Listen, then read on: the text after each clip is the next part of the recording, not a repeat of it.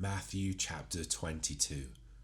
And again Jesus spoke to them in parable, saying, The kingdom of heaven may be compared to a king who gave a wedding feast for his son, and sent his servants to call those who were invited to the wedding feast, but they would not come.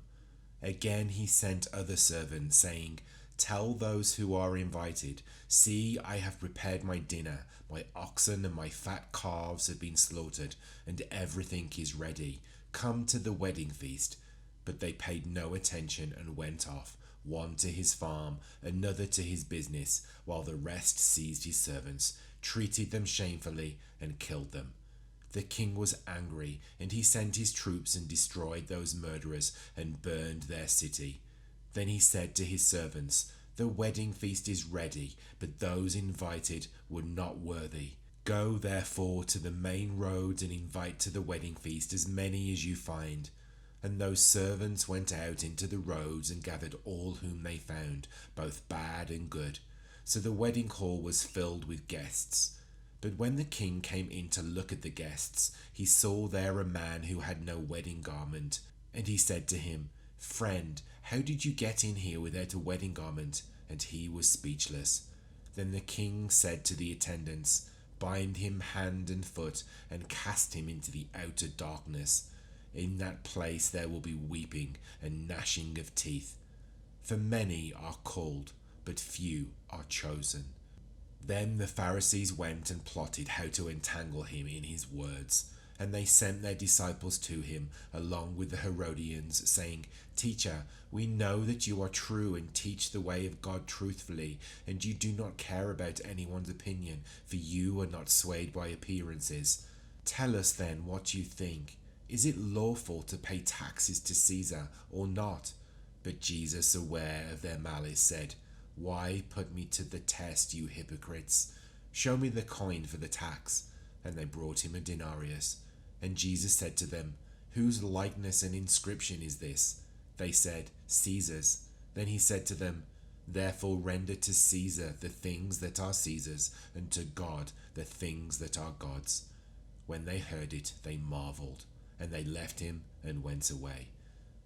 The same day Sadducees came to him, who say that there is no resurrection, and they asked him a question, saying, Teacher, Moses said, If a man dies having no children, his brother must marry the widow and raise up offspring for his brother. Now there were 7 brothers among us. The first married and died, and having no offspring left his wife to his brother. So too the second and third, down to the 7th. After them all, the woman died.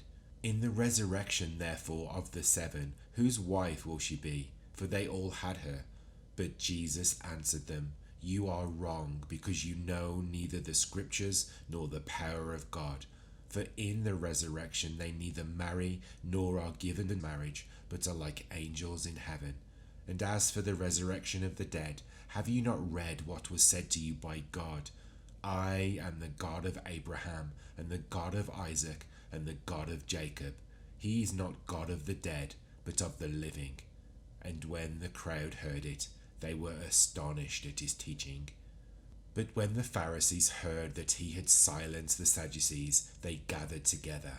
And one of them, a lawyer, asked him a question to test him. Teacher, which is the great commandment in the law? And he said to him, You shall love the Lord your God with all your heart, and with all your soul, and with all your mind. This is the great and first commandment.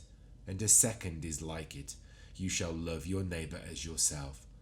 On these 2 commandments depend all the law and the prophets. Now while the Pharisees were gathered together, Jesus asked them a question, saying, What do you think about the Christ? Whose son is he? They said to him, The son of David. He said to them, How is it then that David in the Spirit calls him Lord, saying, The Lord said to my Lord, Sit at my right hand until I put your enemies under your feet. If then David calls him Lord, how is he his son? And no one was able to answer him a word, nor from that day did anyone dare to ask him any more questions.